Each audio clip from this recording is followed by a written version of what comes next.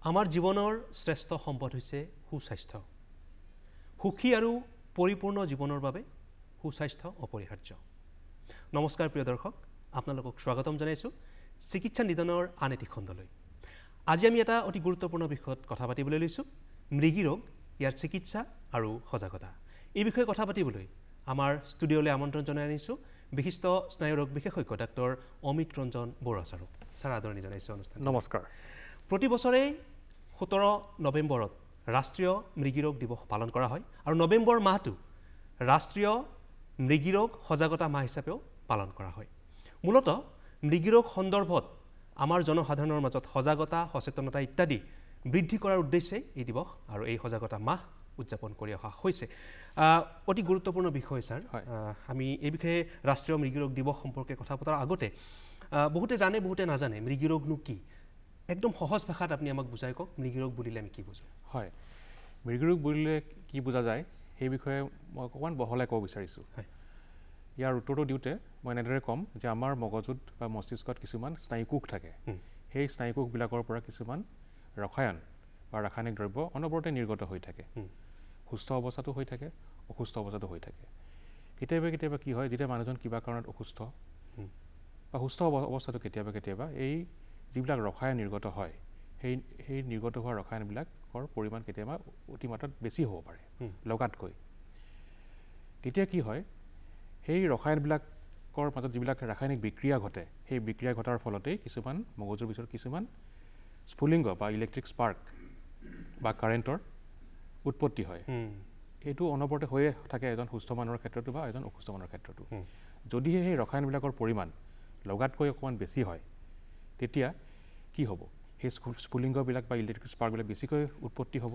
তাৰ ফলত কি হ'ব, সেই স্ফুলিংগবিলাক মগজুৰ বিভিন্ন অংশলৈ উফৰি পৰিব, লগাতকৈ বেছি হ'ব। তাৰ ফলতেই এই মৃগী ৰোগৰ যিবিলাক লক্ষণ দেখা দিয়ে, যেনে ধৰক হাত ভৰি জোকাৰি উঠা, মুখৰ পৰা ফেন ওলোৱা, দাঁত কামুৰি ধৰা, জিভা কামুৰি ধৰা ইত্যাদি ইত্যাদি, এইটোৱে হৈছে মৃগী ৰোগৰ মূল কাৰণ। আপুনি মৃগী ৰোগ সম্পৰ্কে বা এই কাৰণ সম্পৰ্কেও কৈছে। এতিয়া আমাৰ সমাজত ইয়াৰ সজাগতাৰ অভাৱ যথেষ্ট আছে আৰু এই সজাগতা বৃদ্ধিৰ উদ্দেশ্যেৰেই প্ৰতি বছৰেই যিহেতু ৰাষ্ট্ৰীয় মৃগী ৰোগ দিৱস পালন কৰা হয়, সমগ্ৰ বিশ্বতো পালন কৰা হয়, কিন্তু ভাৰতবৰ্ষত সুকীয়াকৈ 17 নৱেম্বৰটো নিৰ্বাচন কৰা হৈছে আৰু নৱেম্বৰ মাহটো বিশেষভাৱে বাছি লোৱা হৈছে সজাগতা মাহ হিচাপে। ইয়াৰ আঁৰত কি কাৰণ আছিলে বা ইয়াৰ প্ৰাসংগিকতা, তাৎপৰ্য সম্পৰ্কে অকণমান কওকচোন আমাক। হয়, ভাৰতবৰ্ষত এই যিটো ৰাষ্ট্ৰীয় মৃগী ৰোগ দিৱস সাধাৰণতে প্ৰতি বছৰে নৱেম্বৰ মাহৰ 17 তাৰিখে উদযাপন কৰা হয়। আৰু এই মৃগী ৰোগ উদযাপন দিৱসটি আৰম্ভ হৈছিলে 2009 চনৰ পৰা। আৰু এই উদযাপন কৰাৰ দিনটো বাছনি কৰিছিলে এজন বিশিষ্ট স্নায়ুৰোগ বিশেষজ্ঞই। তেখেত মুম্বাইৰ বাসিন্দা, তেখেতৰ নাম হৈছে ডক্টৰ নিৰ্মল চুৰীয়া। তেখেতে দেখিছিলে যে এই মৃগী ৰোগত যিবিলাক মানুহৰ আমাৰ ভাৰতবৰ্ষত বিশেষকৈ গাঁও অঞ্চলেই হওক বা চহৰ অঞ্চলেই হওক, যেনেদৰে তেখেতসকলৰ এই ৰোগৰ লক্ষণসমূহ দেখা দিয়ে আৰু বা সমাজত যিবিলাক কুসংস্কাৰ থাকে সেইবিলাক দূৰ কৰিবৰ কাৰণে, যাতে ৰাইজৰ মাজত, জনসাধাৰণৰ মাজত এই মৃগী ৰোগৰ যি কুসংস্কাৰ, যি জনসাধাৰণৰ অভাৱ আছে তেওঁলোকৰ, অন্ধবিশ্বাস কুসংস্কাৰসমূহ যাতে আঁতৰ কৰিব পাৰি, সেই উদ্দেশ্যেই ভাৰতবৰ্ষত এই দিৱসটি তেখেতে আৰম্ভ কৰিছিল। আৰু নৱেম্বৰ মাহটো গোটেই মাহটোৱে আচলতে সজাগতা মাহ হিচাপে উদযাপন কৰাৰ সিদ্ধান্ত গ্ৰহণ কৰা হয়। এতিয়া আপুনি কৈছে কুসংস্কাৰ, অন্ধবিশ্বাস এতিয়াও আমাৰ সমাজত আছে। এই কুসংস্কাৰ, অন্ধবিশ্বাসৰ পৰা আমি পৰিত্ৰাণ পাবৰ কাৰণে কিন্তু আমি সকলোৱে সজাগ হ'ব লাগিব, নহয় জানো? আৰু আমি এই বিষয়ে কথা পাতিম। তাৰ আগতে আপুনি প্ৰাথমিক লক্ষণসমূহ কৈছে, আৰু কেনেকুৱা কেনেকুৱা লক্ষণ আছে? হয়, মই ইতিমধ্যে কৈছোঁ যে সাধাৰণতে আমি দেখোঁ যে যেতিয়া এনে ৰোগত কোনো এজন ব্যক্তি আক্ৰান্ত হয়, তেতিয়া হাত ভৰি জোকাৰি উঠে, মুখৰ পৰা ফেন ওলাই আহে, দাঁত কামুৰি ধৰে, জিভা কামুৰি ধৰে। আৰু কেতিয়াবা কেতিয়াবা কি হয়, মানুহজন অজ্ঞান হৈও পৰিব পাৰে। ই এক বিশেষ কাৰণৰ কাৰণে হ'ব পাৰে বা বিশেষ লক্ষণৰ কাৰণে হ'ব পাৰে। এতিয়া ধৰক লক্ষণসমূহ আমি গম পালোঁ, ইয়াৰ কাৰণ নিশ্চয় থাকিব। হয়, এতিয়া বংশগতভাৱেও মৃগী ৰোগ হয় বুলি আমি কম বেছি পৰিমাণে গম পাওঁ। ইয়াৰ সত্যতা কিমান আৰু ইয়াৰ আঁৰত আৰু কি কি কাৰণ আছে? হয়, মূলতঃ আমি যদি মৃগী ৰোগৰ কাৰণসমূহ আমি বিশ্লেষণ কৰিবলৈ যাওঁ, আমি মূলতঃ 4-5 ভাগত ভগাব পাৰোঁ। প্ৰথম কথা আপুনি ক'লেই যে ই বংশগতও হ'ব পাৰে বা জেনেটিক হ'ব পাৰে। আৰু এই কাৰণটো যদি কোনোবা এটা জেনেৰেশ্যনত বা কোনোবা এটা পুৰুষত দেখা দিয়ে সেই লক্ষণসমূহ বা এই কাৰণৰ কাৰণেই এই মৃগৰোগ দ্বিতীয় পুৰুষতো হ'ব পাৰে বা নহ'ব পাৰে বা তৃতীয় পুৰুষলৈ ই সম্প্ৰসাৰিত হ'ব পাৰে। এবাৰ কাৰোবাৰ হৈছে এইটো যদি জন্মগত কাৰণ হয় বা বংশগত কাৰণ হয় দ্বিতীয় পুৰুষত নেদেখিব পাৰে বা তৃতীয় পুৰুষত ইয়াৰ লক্ষণ আমি দেখিব পাৰোঁ। দ্বিতীয় কাৰণ হৈছে যদি কোনোবা এজন ব্যক্তিয়ে মূৰত আঘাত পায়, যিকোনো কাৰণত হ'ব পাৰে, হয়তো এক্সিডেণ্টো হ'ব পাৰে বা বিভিন্ন কাৰণত মূৰত আঘাত পোৱাৰ ফলত যদি মস্তিষ্কত কিবা খুঁত থাকি যায় তেতিয়াহ'লেও এই ৰোগৰ কাৰণ এটা ই হ'ব পাৰে। তৃতীয় কাৰণ হৈছে যদি কোনোবা এজন ব্যক্তিৰ যদি মগজুত কিবা যদি ইনফেকশ্যন হৈছিলে, ধৰি ল'লোঁ যদি কাৰোবাৰ এনকেফেলাইটিছ হৈছিলে, বিশেষকৈ জাপানীজ এনকেফেলাইটিছ, যিটো নেকি আমাৰ দেশত আমাৰ ৰাজ্যত বিশেষকৈ বেছিকৈ আমি দেখিবলৈ পাওঁ। বিশেষকৈ এই জাপানীজ এনকেফেলাইটিছ ৰোগবিধ সাধাৰণতে আপোনাৰ বাৰিষা কালত হোৱা দেখা যায়। এই জাপানীজ এনকেফেলাইটিছৰ কাৰণেও কেতিয়াবা কোনো ব্যক্তিৰ এই ৰোগ হ'ব পাৰে বা যদি কেতিয়াবা কাৰোবাৰ মগজুত অন্য যদি জীৱাণুৰ দ্বাৰা আক্ৰান্ত হয়, যাক নেকি আমি মেনিনজাইটিছ বুলি কওঁ, এই মেনিনজাইটিছ হ'লেও এই ৰোগৰ কাৰণ হ'ব পাৰে। তাৰোপৰি যদি কোনোবা এজন ব্যক্তিয়ে বিশেষকৈ ধৰি যদি তেখেতে যদি মদ্যপান বা ধূম্ৰপান অত্যাধিক মাত্ৰাত কৰে তেতিয়াও ইয়াৰ এক কাৰণ হৈ পৰিব পাৰে। এতিয়া ধৰক বৰ্তমান সময়ত যি যান্ত্ৰিক জীৱনশৈলী মানুহৰ মানসিক চাপ, মানসিক উত্তেজনা, হতাশাগ্ৰস্ততাত ভোগা আমি বহুত দেখিবলৈ পাওঁ। কামৰ হেঁচাই হওক বা বিভিন্ন কাৰণত এই মানসিক সমস্যাও মৃগীৰোগৰ কাৰণ হ'ব পাৰে নেকি? প্ৰকৃত অৰ্থত ক'বলৈ গ'লে এই যিটো কথা আপুনি ক'লে যে মানসিক চাপ, ই প্ৰত্যক্ষভাৱে নহয় পৰোক্ষভাৱে হ'ব পাৰে। ধৰি ল'লোঁ যদি কোনোবা এজন ব্যক্তিয়ে কমকৈ ৰাতি শুৱে, এজন সাধাৰণ ব্যক্তিৰ ক্ষেত্ৰত ব্যক্তি এজনে সাধাৰণতে 7 পৰা 8 ঘণ্টা ৰাতি শুব লাগে। যদি এজন ব্যক্তিৰ যদি ৰাতি টোপনি 7 ঘণ্টাতকৈ যদি কম হয় তেতিয়াহ'লে এই ৰোগ কাৰোবাৰ ক্ষেত্ৰত দেখা দিব পাৰে। তাৰোপৰি মানসিক চাপেও আপুনি জানেই যে তেখেতৰ জীৱনশৈলী যথেষ্টখিনি প্ৰভাৱ পেলাব পাৰে। আৰু সেই মানসিক চাপৰ কাৰণে কোনোবাই অন্যান্য সামগ্ৰীৰ সাহায্য লয়, যেনে ধৰক মদ্যপান অত্যাধিকভাৱে, ধূম্ৰপান বা অন্যান্য ধৰক যদি কোনোবাই ড্ৰাগছ সেৱন কৰে, এই মানসিক চাপৰ কাৰণে হয়। এইটো এটা সামাজিক কাৰণ।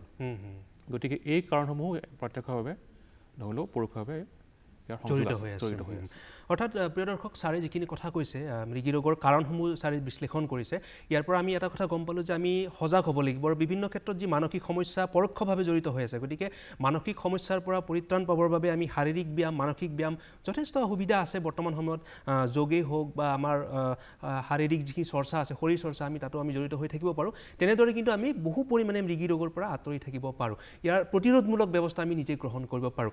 এতিয়া ছাৰ, আপুনি যিহেতু ইয়াৰ কাৰণসমূহ বা ইয়াৰ লক্ষণসমূহ আমাক ক'লে, এতিয়া চিকিৎসাৰ ক্ষেত্ৰত আমি যোৱাৰ আগত আমি জানিব বিচাৰিছোঁ, তাৎক্ষণিকভাৱে এগৰাকী ব্যক্তিয়ে যিকোনো সময়ত অচেতন হৈ যেতিয়া পৰে, আমাৰ বহুতৰ মানুহৰ কিছুমান ভুল ধাৰণা আছে, ভ্ৰান্ত ধাৰণা আছে যে কোনোবাই চেণ্ডেল আনি নাকত দিয়ে, সেই সময়ত আমি তাৎক্ষণিকভাৱে কি কাম কৰা উচিত? হয়, যদি আমি তেনেকুৱা এজন ব্যক্তি হঠাতে যদি কাৰোবাৰ কোনো এজন ব্যক্তি যদি তেনেকুৱা যদি আমি দেখা পাওঁ, আমাৰ কৰণীয়নো কি, সেই বিষয়ে ক'বলৈ হ'লে মই ক'ম যে প্ৰথমতে আমি চাব লাগিব যে মানুহজন কেনে অৱস্থাত আছে। মানুহজন ওপৰমূৰলৈ মূৰ কৰি শুই আছে নে কাটি হৈ শুই আছে। যদিহে মানুহজন ওপৰলৈ মূৰ কৰি শুই আছে, তেনেহ'লে আমি ততাতৈয়াকৈ মানুহজনক আমি কাটি কৰি শুৱাই দিব লাগে। ইয়াৰ কাৰণ এইটোৱে যে সেইটো সময়ত বহুতৰে ক্ষেত্ৰত কি হয়, মুখৰ ফেন ওলাই আহিব পাৰে বা সেই ফেনখিনি মুখত জমা হৈ থাকিব পাৰে। কাটি কৰি দিলে কি হ'ব, সেই মুখত যিবিলাক ফেন জমা হৈছে সি বা নিগৰি ওলাই আহিব। তাৰ ফলত সেই ফেনসমূহ বা খেকাৰসমূহ তেখেতৰ শ্বাসলৈ নাযাব আৰু হাঁওফাওলৈ নাযাব। যদি এইটোক আমি নকৰোঁ, আমি দেখিছোঁ যে কোনো ব্যক্তিৰ ক্ষেত্ৰত ই এক মৃত্যুৰ কাৰণো হৈ পৰিব পাৰে। তাৰোপৰি আমি কৰিব লাগিব কি, মানুহজনৰ যদি তেখেতে ডিঙিত যদি টানকৈ কিবা পিন্ধিছে, চোলাই হওক বা যিয়েই নহওক, অলপ চোলাটো ডিঙিৰ ওচৰৰ কাপোৰখিনি আমি ঢিলা কৰি থ'ব লাগে। আৰু যদি দেখোঁ যে মানুহজন কিবা এটা ধৰক কিবা ডেঞ্জাৰাছ জেগা এটুকুৰাত আছে, ধৰি ল'লোঁ পুখুৰীৰ পাৰত, নদীৰ পাৰত, ওচৰতে জুই একুৰা জ্বলি আছে, তেনে ক্ষেত্ৰত আমাৰ কৰণীয় এইটোৱে হ'ব যে তেখেতক সেই অঞ্চলৰ পৰা আমি তেখেতক আঁতৰাই আনিব লাগে বা জুই বা পানীৰ পৰা আমি আঁতৰাই আনিব লাগে, যিয়ে নেকি মানুহজনক আঘাত সানিব পাৰে। তাৰোপৰি আমি চাব লাগে যে তেখেতৰ মুখত কিবা খোৱা বস্তু সোমাই আছে নেকি। যদিহে তেনেকুৱা আছে, তেনেহ'লে আমি পাৰিলে সেইবিলাক মুখৰ পৰা উলিয়াই বনাব লাগে যদিহে পৰা যায়। নহ'লে আমি কৰিব লাগে কি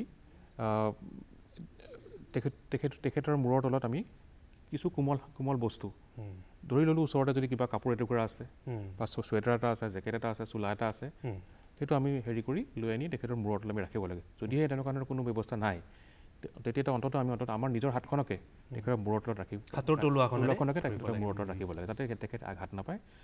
আৰু যদি কোনো এজন ব্যক্তিৰ তেনেকুৱা অৱস্থা তাত আমি দেখা পাওঁ, তেখেতক আমি জগাবলৈ চেষ্টা কৰিব নালাগে। এতিয়া বহুতক আমি দেখোঁ মুখত ধৰক তেনেকুৱা চামুচ বা এনেকুৱা ধৰণৰ সামগ্ৰী কিছুমান সোমোৱাই দিয়া হয়, এইটো কিমান বিজ্ঞানসন্মত? সেইটো একেবাৰে বিজ্ঞানসন্মত নহয়। এইবিলাক সাধাৰণতে মানুহৰ কুসংস্কাৰ বুলিবই লাগিব।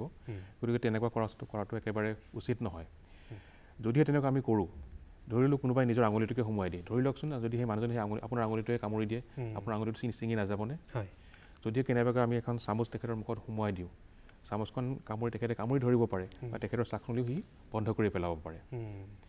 তাৰোপৰি আমি তেখেতক এনেকুৱা অৱস্থাত কেতিয়াও আমি খোৱা বস্তু বা মুখেৰে বহুতে মুখত পানী দিয়া দেখা পাওঁ বা কিবা খুৱাবলৈ চেষ্টা কৰে, তেনেকুৱা কৰাটো একেবাৰে উচিত নহয়। আৰু বিজ্ঞানসন্মতও নহয়। গতিকে এনেকুৱা ধৰণৰ কুসংস্কাৰৰ পৰা আমি আঁতৰত থাকিব লাগিব আৰু আমি সজাগ হ'ব লাগিব। সেইখিনি সময়ত আপুনি যিখিনি কথা কৈছে সেইখিনি আমি কৰিব লাগিব। এতিয়া ধৰক চিকিৎসাৰ ক্ষেত্ৰত এগৰাকী মৃগী ৰোগত আক্ৰান্ত ব্যক্তিক প্ৰাথমিক পৰ্যায় বা দ্বিতীয় পৰ্যায়ৰ পৰা এটা জটিল পৰ্যায়লৈও যায়, গতিকে চিকিৎসাৰ ব্যৱস্থাটো কেনেকুৱা? হয়, মৃগী ৰোগৰ ক্ষেত্ৰত চিকিৎসা পদ্ধতি দুই প্ৰকাৰত আমি ভগাব পাৰোঁ। প্ৰথমতে ঔষধৰ প্ৰয়োগ, দ্বিতীয়তে শল্য চিকিৎসা। এতিয়া ঔষধ প্ৰয়োগ কৰিবলৈ যাওঁতে আমি ৰোগৰ বিৱৰণ আমি ভালদৰে জানিব লাগিব। সাধাৰণতে এই ৰোগ কেইবাটাও ষ্টেজৰ মাজেদি পাৰ হৈ যায়, কেইবাটাও পৰ্যায়ৰ মাজেদি পাৰ হৈ যায়। প্ৰথমতে আমাৰ চিকিৎসা বিজ্ঞান ভাষাত প্ৰি মনিটৰী ষ্টেজ বুলি কয় বা প্ৰড্ৰমেল ষ্টেজ বুলি কয়। সেইটো প্ৰাথমিক অৱস্থা, যিটো সময়ত নেকি মানুহজনে কিবা বেলেগ ধৰণৰ এটা অস্বাভাৱিক গুণ এটা পাব পাৰে বা কিবা অলপমান চকুৰ আগত কিবা ভাই ফুৰাও দেখিব পাৰে তেখেতে, যিটো নেকি এটা নৰ্মেল অৱস্থা বা সৰল অৱস্থা নহয়। দ্বিতীয়তে কাৰোবাৰ ক্ষেত্ৰত আমি দেখোঁ যে হাত ভৰি জোকাৰে, যিটো নেকি ইকটেল ফেজ বুলি কয়। হাত ভৰি জোকাৰে, মুখেৰে ফেন ওলাই যায়, দাঁত কামুৰি ধৰে, জিভা কামুৰি ধৰে, চিঞৰ বাখৰ কৰে, সেইটো ইকটেল ফেজ বোলা যায়। আৰু শেষৰ পৰ্যায়টো হৈছে যিটো নেকি পষ্ট ইকটেল ফেজ, যিটো নেকি পৰ্যায়টো পাৰ হৈ গ'ল, সেই পৰ্যায়ত মানুহজন টোপনিলৈ গুচি যায়। এই চাৰিটা পৰ্যায়ৰ মাজেদি তেখেতসকল পাৰ হৈ যায়। তাৰোপৰি আমি দেখিছোঁ যে কিছু মৃগী ৰোগীৰ ক্ষেত্ৰত সকলোখিনি মৃগী ৰোগীয়ে যে অজ্ঞান হৈ পৰিব তেনেকুৱাও নহয়। কোনো মৃগী ৰোগী অজ্ঞান নহ'বও পাৰে। গতিকে এই চিকিৎসা পদ্ধতিত আমি ঔষধ প্ৰয়োগৰ ক্ষেত্ৰত কিছুমান ঔষধ পাতি আছে, যিটো নেকি মৃগী ৰোগৰ প্ৰকাৰৰ ওপৰত নিৰ্ভৰ কৰে কোনটো ঔষধ আমি প্ৰয়োগ কৰিম। আৰু এইটো নিৰ্ভৰ কৰিব তেখেতৰ তেখেতৰ ৰোগৰ বিৱৰণৰ ওপৰত, যাক নেকি আমাৰ মেডিকেল হিষ্ট্ৰী বুলি যিটো কোৱা যায়, তাৰ ওপৰত সকলোখিনি নিৰ্ভৰ কৰিব। এতিয়া ধৰক আপুনি যিখিনি লক্ষণ কৈছে, যিখিনি কাৰণ কৈছে, এই কাৰণ বা এই লক্ষণসমূহ যেতিয়া দেখা দিয়ে চিকিৎসকৰ ওচৰলৈ যোৱাটো অতি প্ৰয়োজন, নহয় জানো? চিকিৎসকৰ লগত যোগাযোগ কৰি তেওঁৰ সেই প্ৰাথমিক লক্ষণতেই যদি আমি চিকিৎসা কৰোঁ, তেতিয়াহ'লে নিশ্চয় আমি এই ৰোগৰ পৰা পৰিত্ৰাণ পাব পাৰোঁ। এতিয়া ধৰক জটিল পৰ্যায়লৈ গ'ল এগৰাকী ব্যক্তিয়ে, তেতিয়া তেওঁৰ কেনেকুৱা ধৰণৰ চিকিৎসা হ'ব? হয়, জটিল পৰ্যায় কেতিয়াবা এনে ৰোগীৰ ক্ষেত্ৰত আমি দেখা পাওঁ। এই জটিল পৰ্যায়ত এনেকুৱা হয় যে মানুহজনৰ যিটো মৃগী ৰোগৰ বিৱৰণ, মৃগী ৰোগটো বন্ধ হৈ নাযায়, চলিয়ে থাকে। যদিহে এই মৃগী ৰোগৰ যিটো লক্ষণসমূহ যদি 5 মিনিটতকৈ বেছিকৈ 5 মিনিটৰ ওপৰত যদি গুচি যায়, তেতিয়াহ'লে আমি আমাৰ চিকিৎসা বিজ্ঞান ভাষাত ষ্টেটাছ ইপিলেপ্টিকাছ বুলি কোৱা হয়। আৰু এই পৰ্যায়ত আমি সাধাৰণতে তেখেতক আমি ততাতৈয়াকৈ চিকিৎসকৰ ওচৰলৈ নিব লাগে, পৰাপক্ষত এখন ভাল উন্নতমানৰ হস্পিটেললৈ লৈ আহিব লাগে। তাত কি কৰা যায়, আমি যিহেতুকে তেখেতৰ সেই সময়ত সেই লক্ষণসমূহ চলি থাকে, গতিকে তেখেতে মুখেৰে আমি দৰৱ পাতি আমি দিব নোৱাৰোঁ। কাৰণ আগতে আপোনাক উল্লেখ কৰিছোঁ যে এনেকুৱা অৱস্থা আমি মুখেৰে কোনো বস্তু আমি তেখেতসকলক দিব নালাগে। গতিকে তেখেতক কেনেদৰে আমি চিকিৎসা কৰিম? আমি তেখেতক ইনজেকশ্যনৰ সহায়ত, বেজীৰ সহায়ত আমি চিকিৎসা কৰিব লাগিব। গতিকে এখন উন্নতমানৰ হস্পিটেললৈ নিয়াটো অত্যন্ত প্ৰয়োজন বা এজন চিকিৎসকৰ ওচৰলৈ নিয়াটো অত্যন্ত প্ৰয়োজন। গতিকে তেনে পৰ্যায়ত আমি সেই ৰোগীজনক আমি বেজীৰ সহায়ত বা চেলাইনৰ সহায়ত বা ড্ৰিপৰ সহায়ত আমি ঔষধসমূহ প্ৰয়োগ কৰোঁ। কোনো ক্ষেত্ৰত দেখা যায় যে অকল এয়াই পৰ্যাপ্ত নহয়। তেনে ৰোগীক আমি সাধাৰণতে ICU পৰ্যন্ত আমি ৰাখিবলগীয়া হ'ব পাৰে। আৰু কোনো ক্ষেত্ৰত আমি কোনো ব্যক্তিক যদি আই চি ইউ পৰ্যাপ্ত নহয় তেতিয়াহ'লে হয়তো তেখেতক আমি অপাৰেশ্যন থিয়েটাৰলৈ লৈ যাবলগীয়া হ'ব পাৰে। গতিকে প্ৰিয় দৰ্শক, আমি এই জটিল পৰ্যায়লৈ যাতে যাবলগীয়া নহয় মৃগী ৰোগী এগৰাকীয়ে, তাৰ কাৰণে আগতীয়াকৈ প্ৰতিৰোধমূলক ব্যৱস্থা গ্ৰহণ কৰিব লাগিব আৰু সজাগতাই হৈছে মূল মন্ত্ৰ। ছাৰে আৰম্ভণিতে কৈছে যে আমি সজাগ হ'ব লাগিব আৰু সজাগতাৰ জৰিয়তে কিন্তু আমি মৃগী ৰোগ প্ৰতিৰোধ কৰিব পাৰোঁ, নিয়ন্ত্ৰণ কৰিব পাৰোঁ। এতিয়া সজাগতাৰ কথাটো আহিছে, প্ৰতি বছৰে যিহেতু 17 নৱেম্বৰটো নিৰ্বাচনো কৰা হৈছে বা গোটেই নৱেম্বৰ মাহটো বাছি লোৱা হৈছে, কিন্তু জীৱনৰ প্ৰতি খোজতে আচলতে আমি সজাগ হ'ব লাগিব। অকল এগৰাকী ব্যক্তিয়েই নহয়, এটা পৰিয়ালেই নহয়, এখন সমাজ ইয়াৰ দ্বাৰা প্ৰভাৱিত হয় মৃগী ৰোগৰ দ্বাৰা, নহয় জানো? কুসংস্কাৰ, অন্ধবিশ্বাস এই সকলোবিলাক আমি নাশ কৰিব লাগিব, যাৰ কাৰণে কিন্তু সজাগ হ'ব লাগিব আমি প্ৰত্যেকজন মানুহেই। এতিয়া আগতীয়াকৈ প্ৰতিৰোধমূলক ব্যৱস্থা আমি কেনেদৰে গ্ৰহণ কৰিম? হয়, এই প্ৰতিৰোধৰ ক্ষেত্ৰত আপুনি ক'লেই যে সমাজ, সকলো ব্যক্তি, সকলোৰে আমাৰ এই ক্ষেত্ৰত আমাৰ কিছু কৰণীয় আছে। আমি সাধাৰণতে এখন সুস্থ এখন সমাজ গঢ়িব লাগিব। এই ক্ষেত্ৰত প্ৰথম কথা, মানুহৰ জীৱনশৈলী শৃংখলাবদ্ধ হ'ব লাগিব। এই শৃংখলাবদ্ধতাৰ ক্ষেত্ৰত মই ক'ম যে যদি কোনোবা ব্যক্তিয়ে মদ্যপান কৰে, তাৰ পৰা অতিকৈ ধূম্ৰপান কৰে, তাৰ পৰা এৰাই চলিব লাগিব। আৰু লগতে তেখেতৰ যিটো ৰাতি শোৱাৰ যিটো সময়, টোপনিৰ সময় আমি এটা নিয়মিত পৰিমাণত আমি ৰাখিব লাগিব। সময়ত উঠিব লাগিব, সময়ত খোৱা বোৱা কৰিব লাগিব, সময়ত শুব লাগিব, সকলোখিনি ক্ষেত্ৰত। দ্বিতীয়তে মানুহৰ শিক্ষাটো অতিকৈ প্ৰয়োজন আৰু সজাগতা, তাৰ শিক্ষাৰ লগতে সজাগতাও জড়িত হৈ আছে। যদি এজন ব্যক্তি শিক্ষিত নহয়, তেখেতক আমি কেনেদৰে সজাগ কৰিম? এটা কম পৰ্যায়ৰ এটা মিনিমাম তেখেতৰ শিক্ষাও এই ক্ষেত্ৰত দৰকাৰ। তৃতীয়তে, সমাজত যিসকল ব্যক্তি তেখেতসকলৰ ওচৰে পাজৰে বাস কৰে, তেখেতসকলেও এই ক্ষেত্ৰত সজাগ হৈ আহিব লাগিব। তেতিয়াহে আমি ভালদৰে মৃগী ৰোগৰ দিৱসৰ যি তাৎপৰ্য আমি আগবঢ়াই নিব পাৰিম। আৰু মৃগী ৰোগৰ এই দিৱসৰ ক্ষেত্ৰত আমি সাধাৰণতে কিছুমান ইভেণ্ট বা কিছুমান সজাগতা সভা, তৰ্ক প্ৰতিযোগিতা বা কিছুমান বেনাৰ বা ফলক আমি আঁৰি দিওঁ বা মানুহৰ মাজত আমি বিতৰণ কৰি দিওঁ, যাতে মানুহখিনি সজাগ হয়। আৰু সেই ফলকসমূহ বা সেই যিবিলাক ৰোগৰ বিৱৰণী থকা যিবিলাক নথিপত্ৰ কেনেকৈ জানিব মানুহে, যদি মানুহজনৰ শিক্ষা দীক্ষাৰ প্ৰতি কিছু জ্ঞান থাকে। গতিকে শিক্ষা এই ক্ষেত্ৰত যথেষ্টখিনি প্ৰয়োজন। আৰু আপুনি কৈছে যে বিভিন্ন সজাগতামূলক যি কাৰ্যসূচী, ধৰক কৰ্মশালাই হওক বা বিভিন্ন ধৰণৰ আলোচনী চক্ৰই হওক, নহয় আলোচনা চক্ৰই হওক বা বিভিন্ন গাঁৱে আমাৰ অনুষ্ঠান অনুষ্ঠিত হয়, গতিকে তাতো আমি আচলতে এই বিষয়ে আমি কথা পাতিব পাৰোঁ। আমাৰ গাঁও সভা হয়, নহয় জানো? চহৰে নগৰে বিভিন্ন অনুষ্ঠান প্ৰতিষ্ঠান আছে, বিদ্যালয় আছে, বিশ্ববিদ্যালয়, মহাবিদ্যালয়, সকলোতে ছাত্ৰ ছাত্ৰীসকলৰ মাজত আমি এই বিষয়ে সজাগতা আমি বৃদ্ধি কৰিব পাৰোঁ। তেতিয়াহে আচলতে আমি এই ৰোগক নিয়ন্ত্ৰণ কৰিব পাৰিম বা মানুহ অধিক সজাগ হ'ব। এতিয়া এগৰাকী মৃগী ৰোগী, ধৰক আমি বিভিন্ন সময়ত কথা পাতোঁ যে তেখেতে বিভিন্ন সময়ত হঠাৎ অচেতন হৈ পৰিলে, এতিয়া মানুহে গম নাপায় কি কাৰণত তেওঁ হৈছে। তেখেতে যদি কাগজত এটুকুৰাত যদি লিখি ৰাখে, হয় নহয়, তেনেকুৱা কিবা কৰিব পাৰে নেকি? হয়, একেবাৰে উচিত কথা এটা আপুনি ক'লে। যদি কোনোবা এজন ব্যক্তি, ধৰি ল'লোঁ এজন অচিনাকি ব্যক্তি, এজন ব্যক্তি এখন অচিনাকি জেগালৈ গৈছে, হঠাতে তেখেতৰ ৰাস্তাতে ধৰক তেনেকুৱা এটা ৰোগৰ লক্ষণে দেখা দিলে আৰু মানুহজন অচেতন হৈ পৰি গ'ল ৰাস্তাতে। তেখেতক ওচৰে পাজৰে থকা কোনো মানুহে চিনিও নাপায়, নাজানেও, কেনেকৈ গম পাব যে তেখেতৰ কি হৈছে, কি হোৱা নাই, বা তেখেতৰ আগতে কিবা আছে নেকি ৰোগৰ বিৱৰণ? সেই ক্ষেত্ৰত তেখেতে কৰিব পাৰে কি, এখন সৰু কাগজতে হওক বা এখন কিতাপতে হওক, এখন বহী এখনতে হওক, তেওঁৰ ৰোগৰ বিৱৰণৰ বিষয়ে লিখি থ'ব পাৰে, বা তেখেতে কি দৰৱ সেৱন কৰে সকলোখিনি কথা লিখি থ'ব পাৰে, লিখি থৈ নিজৰ পকেটত ৰাখিব পাৰে। এখন নোটবুকতে পাৰে সেই কামটো কৰিব, বা এখন সৰু ডাঠ কাগজত বা সৰু কাগজ এখনতে তেখেতে ৰাখিব পাৰে। এনেধৰণৰ কিছুমান ধৰক কাৰ্ড আমাৰ দেশত আমি দেখা নাই, কিন্তু কিছুমান উন্নত দেশত আমি দেখিছোঁ যে তেনেধৰণৰ কাৰ্ড কিছুমান যিবিলাক এনেধৰণৰ ৰোগী আছে, তেওঁলোকে সদায় তেখেতৰ নিজৰ পকেটত বা পাৰ্চত ৰাখেই। গতিকে এটা অতি গুৰুত্বপূৰ্ণ, যদিও কথাটো অতি সূক্ষ্ম কিন্তু অতি গুৰুত্বপূৰ্ণ বিষয়। এতিয়া বিশ্বৰ তুলনাত আমাৰ ভাৰতবৰ্ষ বা অসমত সজাগতাৰ যথেষ্ট অভাৱ আছে এই ক্ষেত্ৰত, নহয় জানো? এতিয়া এই ভাৰতবৰ্ষত বিশ্বৰ তুলনাত মৃগী ৰোগৰ বৃদ্ধিৰ হাৰ বা ইয়াৰ চিকিৎসাৰ যিটো হাৰ কেনেকুৱা ধৰণৰ? হয়, আমাৰ ভাৰতবৰ্ষখন হৈছে এখন উন্নয়নশীল ৰাষ্ট্ৰ, আৰু যিবিলাক উন্নত ৰাষ্ট্ৰ আছে তাতকৈ আমাৰ দেশত মৃগী ৰোগীৰ সংখ্যা বেছি। গতিকে আমি যিটো 17 নৱেম্বৰ তাৰিখে আমি ৰাষ্ট্ৰীয় মৃগী ৰোগ দিৱস পালন কৰোঁ, পালন কৰাৰ কাৰণ ইও এটা যে আমি এখন উন্নয়নশীল ৰাষ্ট্ৰৰ নাগৰিক আৰু আমাৰ ইয়াত মৃগী ৰোগীৰ সংখ্যা যথেষ্ট পৰিমাণে বেছি এখন উন্নত ৰাষ্ট্ৰতকৈ। ইয়াৰ কাৰণ কি? ইয়াৰ কাৰণ হৈছে আমাৰ সজাগতাৰ অভাৱ, আমাৰ শিক্ষাৰ যিটো হাৰ তুলনামূলকভাৱে এখন উন্নত ৰাষ্ট্ৰতকৈ আমাৰ বহুতখিনি কম। তাৰোপৰি আমাৰ মানুহখিনিও আমাৰ যিবিলাক জনসাধাৰণ আছে তেওঁলোকো সজাগ হ'ব লাগিব, সজাগতাৰ অভাৱ। ইয়াৰ মূলতঃ কাৰণ হৈছে আমাৰ সজাগতাৰ অভাৱ, জনসাধাৰণে হওক বা চৰকাৰে হওক। গতিকে আমি সকলোৱে একেলগে উমৈহতীয়াভাৱে কাম কৰিব লাগিব মৃগী ৰোগ প্ৰতিৰোধৰ ক্ষেত্ৰত। এতিয়া আমাৰ ভাৰতবৰ্ষৰ ক্ষেত্ৰতে আমি কথা পাতিছোঁ, এতিয়া অসমত ইয়াৰ প্ৰভাৱ কিমান পৰিছে যেতিয়াৰ পৰা এই মৃগী ৰোগ দিৱস পালন কৰি অহা হৈছে বা সজাগতা মাহ উদযাপন কৰি অহা হৈছে? হয়, এইটো এটা অতি গুৰুত্বপূৰ্ণ প্ৰশ্ন আৰু উত্তৰটো দিবলৈ কিছু অলপ কঠিনো। আমি আমাৰ ৰাজ্যখনত আমি এই ৰোগ দিৱস, ৰাষ্ট্ৰীয় ৰোগ দিৱস পালন কৰি আমি কিমান সফল হৈছোঁ। যিহেতুকে এই ৰোগ দিৱসটি আৰম্ভ হৈছিলে 2009 চনত, আজি ধৰক প্ৰায় 15-16 বছৰ হৈ গ'ল।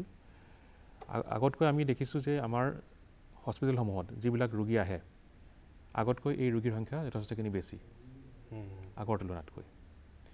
গতিকে আমি ক'ব পাৰোঁ যে কিছু পৰিমাণে এতিয়াও আমি ডাঠি ক'ব নোৱাৰোঁ যে আমি সফল হৈছোঁ, আমাৰ কৰণীয় এতিয়াও বহুত বাকী আছে কৰিবলৈ। আমি দেখিছোঁ আগতকৈ আমি যথেষ্টখিনি এই ৰোগ দিৱস পালন কৰি যথেষ্টখিনি আমি উপকৃত হৈছোঁ। এতিয়া ধৰক আপুনি চিকিৎসাৰ ক্ষেত্ৰখনত যিহেতু জড়িত হৈ আছে, বিভিন্ন মানুহ লগ পায়, বিভিন্ন ঠাইলৈ গৈছে। আমাৰ সমাজত এতিয়াও বিভিন্ন পিছপৰা অঞ্চলত মানুহ এই ক্ষেত্ৰত সজাগ নহয়, তেওঁলোকৰ মানসিকতা আমি কেনেদৰে সলনি কৰিব পাৰিম? হয়, এই ক্ষেত্ৰত আমি এনেকুৱা কৰিব পাৰোঁ যে যিবিলাক আমাৰ পিছপৰা অঞ্চল আছে, একেবাৰে দুৰ্গম অঞ্চল আছে, তাত আমি ধৰক চহৰকেন্দ্ৰিক হৈ আমি তেনেদৰে এখন সভা পাতি বা আঁতৰণাত অনুষ্ঠান অনুষ্ঠিত কৰি বা এখন তৰ্ক সভা পাতি বা কিছু কাগজ পত্ৰ বিতৰণ কৰিলে আৰু নহ'ব। আমাৰ কৰণীয় বহুত আছে। তেনেকুৱা দুৰ্গম অঞ্চলত আমি হেল্থ কেম্প পাতিব পাৰোঁ, এনেকুৱা পতা হয়ো। আৰু হেল্থ কেম্পত অন্ততঃ কেম্পটোৱে নহয় বা স্বাস্থ্য শিবিৰেই নহয়, তাত আমি এখন সভা পাতিব পাৰোঁ এনেধৰণৰ ৰোগৰ সজাগতাৰ ওপৰত, যাতে মানুহখিনি আমি বুজাব পাৰোঁ। অতি আৱশ্যক, আচলতে আৱশ্যকীয় এটা পদক্ষেপ হ'ব যদি আমি এনেকুৱা ধৰণে কাম কৰিব পাৰোঁ। পিছপৰা অঞ্চলত মানুহখিনি সজাগ হ'ব, তেওঁলোকে গম পাব যে মৃগী ৰোগ কি, আৰু এই যি তেওঁলোকৰ মগজুত বা আমাৰ অন্তৰত যি ধৰণৰ এটা অন্ধবিশ্বাস কুসংস্কাৰ আছে নহয় জানো, সেইসমূহ আমি নস্যাৎ কৰিব পাৰিম। এতিয়া আমাৰ যিহেতু সময় কমি আহিছে, আপুনি এই বিশেষ ৰোগটিৰ পৰা পৰিত্ৰাণ পাবলৈ আমাৰ ৰাইজক কি আহ্বান জনাব বা কেনেকুৱা ধৰণৰ মেছেজ আপুনি দিব? হয়, এই ক্ষেত্ৰত মই ক'ম যে প্ৰথম কথা, এই ৰোগৰ বিষয়ে আমি সজাগ হ'বই লাগিব, প্ৰতিজন ব্যক্তিয়ে সজাগ হ'বই লাগিব, তাৰ গত্যন্তৰ নাই। তাৰোপৰি যদি আমি এনেকুৱা ধৰণৰ ৰোগীক আমি দেখোঁ, আমাৰ সমাজত কিছুমান কুসংস্কাৰ আছে যে এনে ৰোগ এজনৰ পৰা আন এজনলৈ হুঁচৰি আহে, সেই কথাটো আমি কেতিয়াও আনক এনেদৰে আমি এনেদৰে বুজাব লাগে যে এই ৰোগ এজনৰ পৰা আন এজনলৈ নাযায়, কেতিয়াও নাযায়। তেওঁলোকৰ লগত কোনো উঠা বহা কৰিলে বা খোৱা বোৱা কৰিলে আমাৰ গালৈ কেতিয়াও নাহে। গতিকে তেনেদৰে আমি বুজাব লাগিব তেখেতসকলক যে এই ৰোগ আমি নিৰ্মূল কৰিব পাৰোঁ। আমি এই ৰোগ নিৰ্মূল কৰিব পাৰোঁ সজাগতাৰ জৰিয়তে, আমাৰ সচেতনতাৰ জৰিয়তে। প্ৰিয় দৰ্শক, ছাৰে যিখিনি কথা কৈছে এই কথাখিনি আমি সকলোৱে হৃদয়ংগম কৰিব লাগিব আৰু আমি সংকল্পবদ্ধ হ'ব লাগিব যে আমি মৃগী ৰোগক কেনেদৰে প্ৰতিৰোধ কৰিব পাৰোঁ, মৃগী ৰোগৰ পৰা আমি কেনেদৰে পৰিত্ৰাণ পাব পাৰোঁ, সমাজত থকা কুসংস্কাৰ অন্ধবিশ্বাস আমি কেনেদৰে নস্যাৎ কৰি এই মৃগী ৰোগ মুক্ত এখন সমাজ, এখন দেশ আমি গঢ় দিব পাৰোঁ। ছাৰ, বহুখিনি কথা পাতিলোঁ, আমাৰ বহুখিনি কথা হয়তো ৰৈ গ'ল, ভৱিষ্যতে নিশ্চয় কথা পাতিম। আমি আশা কৰিছোঁ আমাৰ দৰ্শকসকল উপকৃত হৈছে, তেখেতসকলে এই ক্ষেত্ৰত আগভাগ ল'ব। মই, আপুনি, আমি সকলোৱে প্ৰত্যেকেই এই ক্ষেত্ৰত আগভাগ লৈ মৃগী ৰোগ আমি প্ৰতিৰোধ কৰিম আৰু দেশক আমি মুক্ত কৰিব বিচাৰিম মৃগী ৰোগৰ পৰা, নহয় জানো? গতিকে এই আশাৰে আজিৰ অনুষ্ঠানৰ পৰা আমি বিদায় লৈছোঁ। প্ৰিয় দৰ্শক, আহক আমি সকলোৱে মিলি মৃগী ৰোগ মুক্ত এখন দেশ গঢ় দিওঁ, সেই আশাৰে বিদায় লৈছোঁ আজিৰ অনুষ্ঠানৰ পৰা। চাই থাকিব DD অসম। নমস্কাৰ।